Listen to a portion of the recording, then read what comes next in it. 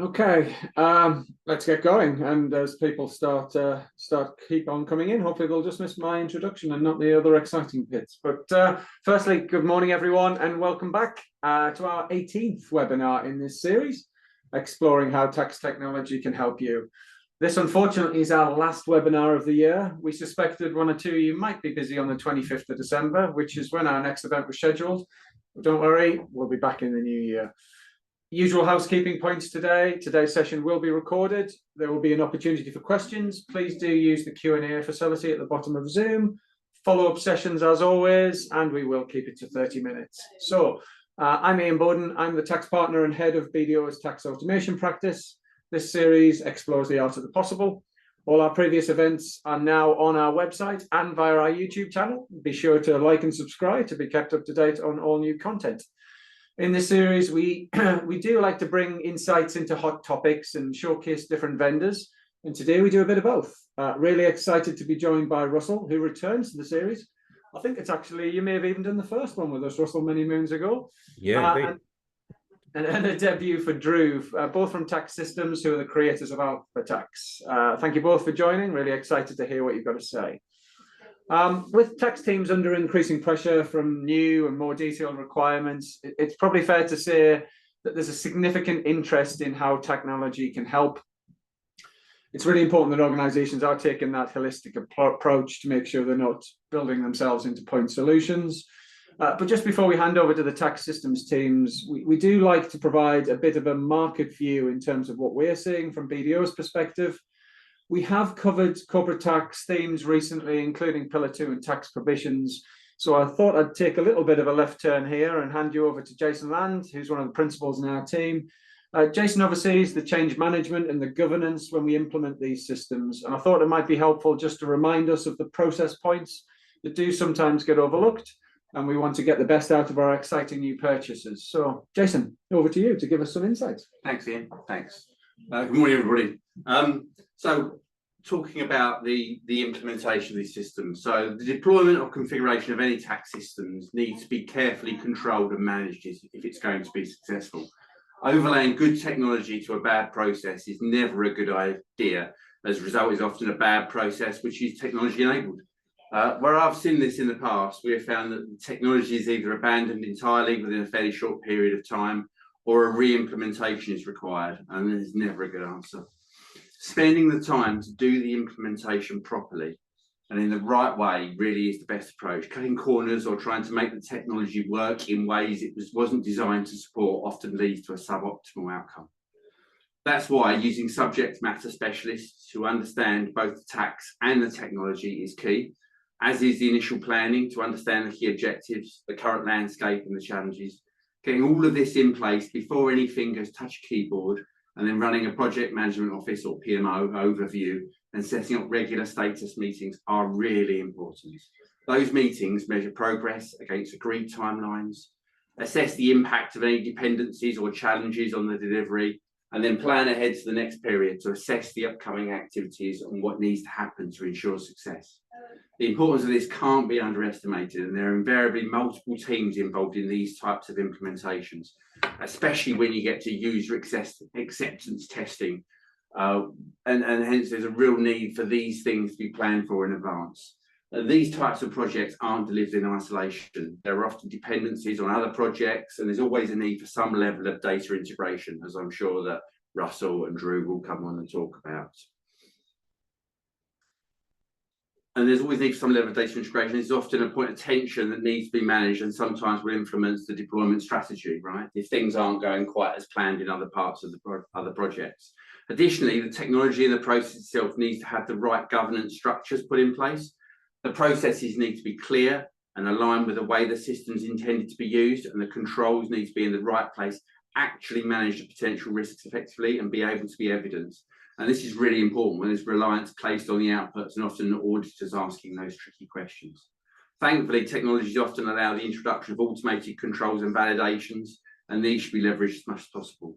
These, along with the availability of comprehensive audit logs of who made changes to which data at which point, is really important. Overall, technology really is the game changer. I mean, that's why we're all here, right?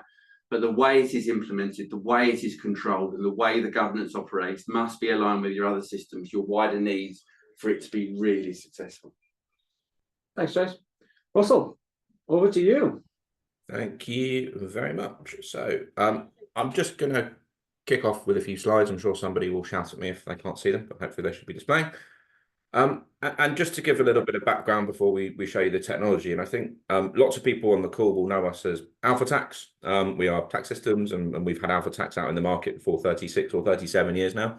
And that's kind of been our heritage as a business for a very long time. So I won't labour the point, and if people don't know who tax systems are, then most people will know who Alphatax are, and therefore they kind of can join the dots. But I think one of the things we wanted to talk about today was really how we're changing a little bit as a business, and how, you know, traditionally people would say to us, okay, but you know, you're really good at UK corporation tax or Irish corporation tax, but can you go a bit further? Can you do anything more in the international space? Now, you know, we took stock of that. We talked to a lot of our clients, and we looked at in the market, and we also looked at Pillar 2, which, you know, as Ian says, has already been covered quite a lot, and we're going to talk a lot more about Pillar 2 today and show you some technology in that space. But what we therefore did the back end of last year, so December 2023, is we acquired a business called Tax Model, and I'll talk to you a little bit about who Tax Model are, as they're now part of Tax Systems, and we are all on one big happy family these days rather than two separate businesses. So Tax Model were based out of the Netherlands. They're based out of a town called Den Bosch, which is about an hour south of Amsterdam on the train. Really nice town, kind of full of sort of students and developers, and a really cool different kind of place to work. And I've been over there quite a few times in the last year, as you can imagine. And as a business, they kind of built out as a boutique firm, initially doing advisory work, but quickly started building tech. So back in 2014, so a decade ago, built their first kind of provisioning product. They built products in transfer pricing, and I'll talk you through a little bit of the technology as a broad piece very shortly. But I think they as a business were really attractive to us because they filled a lot of the gaps that we had. You know, people would say to us, okay, well, we do our provision for the UK and Ireland, but we're in 20 jurisdictions, and therefore we have lots of Excel. So we do some work in Alphatax, but then we have to take stuff out into Excel, and it's all a bit clunky and doesn't really work. So bringing in the Tax Model technology in meant that we could actually offer a lot more. And we spent quite a lot of the time in 2024 building out kind of how these things work together. And what that really gives us is this kind of main slide that we talk about, which is Taxsuite. So where we're moving to as a business is what we call the Taxsuite platform. And the Taxsuite platform is all different types of modules that all fit and sit together. And I guess the crucial part of this is that they all kind of follow one single kind of flow. They all follow one single user interface and one single user login. So look, I'd love to be able to talk to you about all of these things today. You know, transfer pricing's been an area where traditionally, again, tax systems and Alphatax were never really in the transfer pricing space, but over the last 9-12 months or so, with Tax Model becoming part of our business, we started talking about it a lot more. They've got tools in that area. So TP Doc, as you can see on screen there, is all about automating TP documentation, benchmarking, using generative AI to kind of automate benchmarks. And there's some really impressive kit in there. And we've already had some of our existing Alphatax customers start to take these products on and start using them in their practice, which is great. And you can see there's other areas, Alpha Maps all around mapping, and our VAT products sit on the suite as well. And what we wanted to focus on today, is it is really relevant, as Ian says, is the kind of Pillar 2 and tax-proof world. So tax-proof is our international provisioning module. It's been built out for, you know, Alphatax, as I said, is kind of very deep technical CT specialist. Tax-proof is very broad international focus. And we'll show you a very small bit of that today, but really focusing on Pillar 2. So Pillar 2, for those in scope, is right at the top of the agendas. And I think, you know, it's not just about for us having the modules delivered through a single kind of login, a single kind of interface. It's also about those modules talking to one another. So something we constantly get asked about is, you know, how do we get data from place A to place B to place C all in one kind of go? You know, we shouldn't be uploading trial balances for use in provision and CT and in Pillar 2, doing things separately and making separate adjustments. They should all sit and live in one place. So that's kind of a common theme that we've taken on board, and that's something when we'll show you a little bit in the demonstration about how those kind of things start to work in reality. And I guess one of the other things that to us is really, really important, as you will know from our kind of heritage, our tax heritage, we build all of the tax logic in-house. So we've built the tax logic for Alphatax for the last 35-6 years in-house ourselves, and that underpins all of this. So for example, when you look in Pillar 2, you will see that tax logic has been built out by exactly the same team that builds out Alphatax. So you'll kind of see some of the similarities and some of the things that we bring to the market, which is the fact that we really do know tax and we really know what we're talking about. And I think when you think about Pillar 2 specifically, that's really, really important, given how deep and technical some of that stuff goes. And whilst we're not saying that absolutely everything is there today, we are saying that there's quite a lot of logic in there, and you'll see that as we go through the demonstration. So look, it was a really hard challenge that Ian set us, because this is clearly a much bigger offering, and when we speak to clients, we can happily spend half a day going into just some of these offerings to see what resonates and what doesn't, because different businesses, some people we speak to, their documentation for TP's tip top, they don't need any help, all good, but then they've got issues around provision, so we talk to them around that. Look, very happy to field questions. I know we've got some Q&A at the end, and also very happy to follow up on any of these points, but just wanted to kind of give you a bit of a flavour of where we're going as a business, and you'll start to see a lot more around this as we move into 2025 and some of these products really start to hit the market and take shape. So look, with that, I'm going to just share very quickly what we're thinking about on the data flows. The last piece here really is around how do these pieces of data flow together, and again, we've had lots of these conversations, and I'm sure Ian and team have as well, around, okay, well, how do we get reuse of this data? This is kind of how we see the world. So we've got our tax proof, so the provisioning module feeding data into Pillar 2. We'll show you a little bit about that. But also there's that link with CbC. Lots of people saying to us, well, we've got, we do CbC reporting, and lots of the information is the same.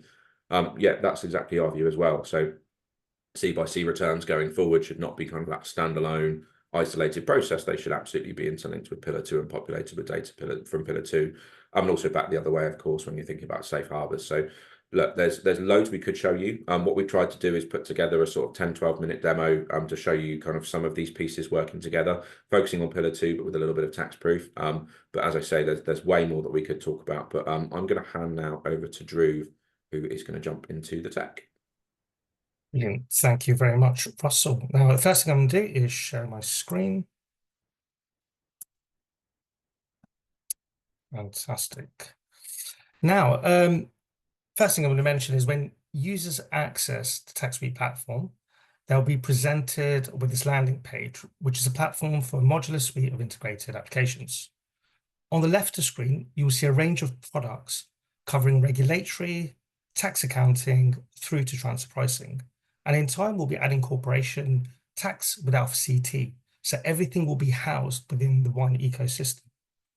Now, as Russell mentioned, for the purpose of today's webinar, I will focus specifically around Pillar 2, but we'll touch upon the capability of connectivity with other products such as tax proof and CbCR. So firstly, this nice world map gives you a nice visual representation of which jurisdictions your group operates in. You can zoom in and out with hover over functionality via the country hotspots.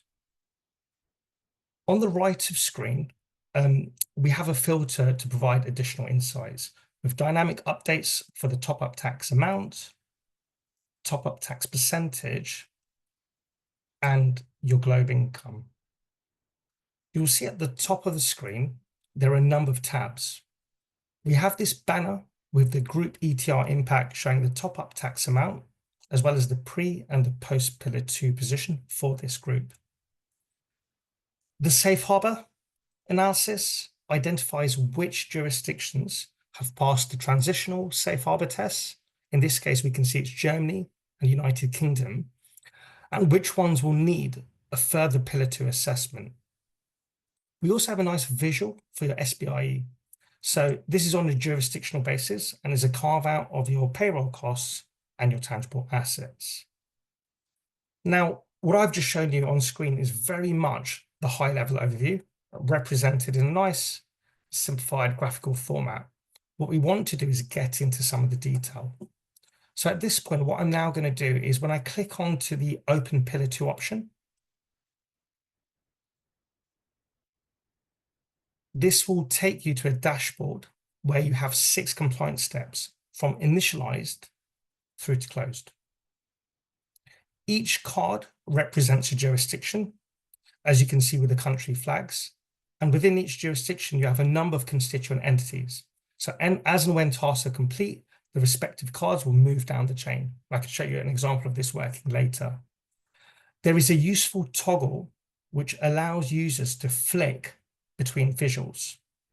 So this shows you a summary of key bits of information. So I'm just going to show you that toggle. This shows you key information around your safe harbor, through to your ETR, any top-up tax percentages, and the state of each jurisdictional pack. And at the top of screen, what you will see is these kind of 3 dots. So I'm just going to bear with me for 1 second. It allows you to control the user management side of things. Just bear with me for 1 second. Like I said, with this product, it's all fully SaaS-based, so it gives you a level of flexibility. And because we have an international lens, you can allocate work to different people in different jurisdictions. This is really useful, especially if the process is somewhat decentralized. Now, on screen, I've got an example of 5 jurisdictions. And what I'll do is I'll just click into the Irish jurisdiction. If we take Ireland, it's at preparation stage. And if I navigate into the card, you will see that I've got 3 entities in Ireland. At the bottom of this page, you will see I've got users signed to this pack with differing degree of admin rights available. You will note on the left of screen, I have this contents tree with statements in relation to the model rules. I won't go through every single section, but if I expand the election statement, we have jurisdictional and entity elections, as well as an adjustment option, which I will now touch upon. I'm sure everyone on this call is aware that within the rules, there are a number of adjustments to globe income and adjusted covered taxes. Not all will be relevant for your group, so this statement allows users to enable and disable adjustments accordingly by simply clicking in and out on an adjustment. You will note there's also the option to add any additional comments if required. So at this point, if I now navigate to the globe income statement, the adjustments I chose previously will subsequently be displayed on this schedule. We have also included the option of a direct link to the OECD model rules. By simply clicking into this article, I will be taken to that specific reference for the rules. And these articles are referenced throughout the product across all of the kind of pages. What I now want to do is take this opportunity to talk through the range of options we have for getting data into the system, really topical. So you could filter this into 4 options. Option 1, you can manually just type in a number or copy and paste. Now, not likely to be the most popular method, as potentially quite time consuming. Option 2, appreciate this is more of a bespoke option and won't apply to everyone, but the tool does have API connectivity, which allows 2 systems to talk to one another. So you can push and pull data between systems. Option 3, likely to be the most useful option, is you'll be able to use our user management system to access data, and you can do a bulk import and download option. So really simply, if I just click in, I've got the option to go to this period management screen, and there you have the option of the bulk import. So simply I can download a template and upload the data. And what I've got on screen is an example. So I'm just going to bring that up of a consolidated or a jurisdictional pack. So from the system, this will be presented in the form of an Excel file. The template has various tabs, and these can tie into the relevant section of the rules.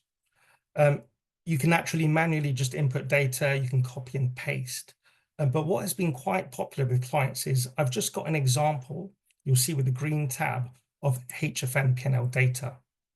So what you can do is take a sample worksheet from your underlying system, attach it to the template, and if I now navigate back to the Globe Income tab, you can see I can link that across. Simply from there, if I go back into the system, you can upload that Excel sheet and import the data back through. The last option is we can synchronize, and Russell touched upon this, via Taxproof. So that's our tax provisioning tool. You can also link through by country data, and these will feed into the transitional safe harbor statements. If I now go back into the Globe Income statement, you'll see that I've got this paperclip icon. So this is just showing data that has been pushed in from Taxproof. And again, if I just open up this next tab, you'll be able to see those 3 data inputs from TaxProof feeding into the Pillar 2 system. As I mentioned before, this is very much a whistle-stop tour, but do feel free to reach out to us if you want further information. Now, if I move back to this handover option, so I'm back in the jurisdictional pack. For those of you familiar with Alphatax, it acts as a form of diagnostics. This provides an error check to prove the validity of the data. Once the error checks have been signed off, I can simply sign as closed, type in my name, and I can confirm the handover. So what will happen is if I now go back to that dashboard, that jurisdictional pack will move from preparing through to closed. Now, we want to look at this on a consolidated basis. You'll see I've got a consolidation card at initialize stage. So if I click into there, you'll see that the contents tree broadly mirrors the section we previously saw at jurisdictional level. If I go into the safe harbor schedule, you'll see that all of the jurisdictions are lined across the page. So I've got Germany, Spain, and so on. We have the 3 tests being the de minimis test, the simplified effective tax rate test, and the routines profit test. And as mentioned before, you can see that Germany and United Kingdom have passed the simplified effective tax rate test. If I flick into the effective tax rate and top-up tax, you see I've got the key data points. You can export this out into Excel if required. And if I go back to the landing page, all of the information, guys, that you can see on screen, if I flick back into the landing page, feeds back into here. So it gives you a streamlined overview of your group position. Now, the last bit on this before I pass back to the team is I just want to finish off on this resources section at the bottom left of screen. Within there, users have the access to material to help use all the products, as well as access to our support team. But I just want to briefly touch upon this tax insights. Leveraging off AI technology, it kind of provides a mechanism to enable you to ask questions, offering instant access to all of that underlying data. And this can be used across all your products and not just confined to Pillar 2. So if I ask for my globe income breakdown by country, the system will interrogate the underlying data and will hopefully in a few seconds give me the breakdown. If I take it a step further and I ask the system, actually give me my biggest globe adjustments, it will then look through that Pillar 2 solution and extrapolate the key data points. So hopefully that's given you, appreciate it's very much a whistle-stop tour, but it's giving you a good oversight over the tax model and specifically the Pillar 2 platform.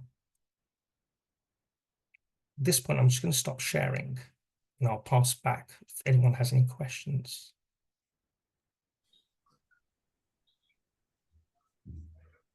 Thank you, Dhruv. Really appreciate you taking us through that. I'll just have a look through the questions to see if anyone has any questions for the team, please do pop them in the Q&A section. Just a couple of quick ones from me in terms of Pillar 2. Obviously, there's still quite a lot of uncertainty around QDMTTs and things like that. Russell, Dhruv, what's your position in terms of what you're going to be doing in relation to the local requirement? Yeah, so it's a great question, and it's probably question number 1 that we get asked in meetings, so it's a good one to have. So we're covering anything from a GIR kind of XML perspective. That's all good. From a local point of view, it's slightly as you would expect in slightly wait and see mode. We obviously will be covering UK, Ireland, and Netherlands, who are our kind of home territories. We started to see some more stuff coming out from places like Germany and Belgium and a few different countries. So we're having a look at what those would be. But of course, there's just not a lot of information out there. So look, we're going to make some calls. We're certainly going to be doing more jurisdictions. We just don't know exactly which ones yet. Equally, any kind of commitment to do all tax jurisdictions would be borderline lunacy at this point, given we don't know much, and that's a massive investment in terms of building technology. So that we're slightly on the fence on that one at the minute until we know a little bit more. But as we get into next year, we'll have a bit of a firmer position, if that makes sense. And sorry, the XML point, IXBRL or whatever it's going to be, are you intending to have the ability for the tool to produce the XML for the UK, Ireland, and Netherlands. That's part of it. So basically anyone that's got any requirements in UK, Ireland, and Netherlands will cover absolutely everything from group to local to everything in between. And the standard GIR return that's going to be required. The OECD XML schema will be covering that. We've had a good look at the draft. No particular issues with that, but we'll wait till it's final until we build it. But then local is a bit of a unknown at the minute, as you know. Yeah, a lot of fun there. A couple of questions have come through. Can I combine Taxproof with Alphatax CT? So that's something we're actively looking at doing. So the short answer is yes. It's just a question of timeline. So we're looking at how that will work. I think that there are, it falls into two camps, right? You've got some things that will just naturally feed between the two. You've got others that will require a bit of a mapping between Alpha CT and Taxproof. So that will be one to many, many to one, and you have to kind of do almost a mapping exercise. But fundamentally, given that we're going to have those two things on the same platform, they will work together. It's just a question of timelines, and of course, as you know, people are in the process of migrating to Alpha CT from Alphatax at the minute, and that will kind of progress through 2025 as well. So pushing you a bit more on that, is it a Q2, Q3? Do you have a rough idea of when something like that would be available? I think it's going to come in stages. So I think it will be some stuff that will happen next year, and it will obviously depend. Customers will need to be on Alpha CT rather than Alphatax for that to be a reality, because to get the two things to work together, everything that we've shown you today is all web-based, all kind of SaaS platforms. And working that with desktop is not really a reality. But as people move to Alpha CT, we're actively having some discussions now with some of our early movers about how that would work. But we're working through it. We don't have exact timelines. Perfect. A couple of others just to pick up on. So if a company wanted the Pillar Tax module but hasn't got any of your other products, Russell, how would data ingestion, aggregation, and everything else work from that perspective? How do you get the wonderful new data points in? Yeah, and they are indeed, as you say, wonderful. And that's the thing. A lot of our customers will buy Pillar 2 as a standalone module, and that's absolutely fine. So that integration with Taxproof is optional. It's good if you do have both, but you certainly don't need to have both. The main method we're seeing people currently go down, which is kind of, I guess, traditional with tax technology, is that Excel route, at least for the start, where you can export your kind of group as an Excel file, populate that via kind of linking in Excel and import that. That's kind of ground zero. But then, as Dhruv said, there are kind of other options around APIs specifically.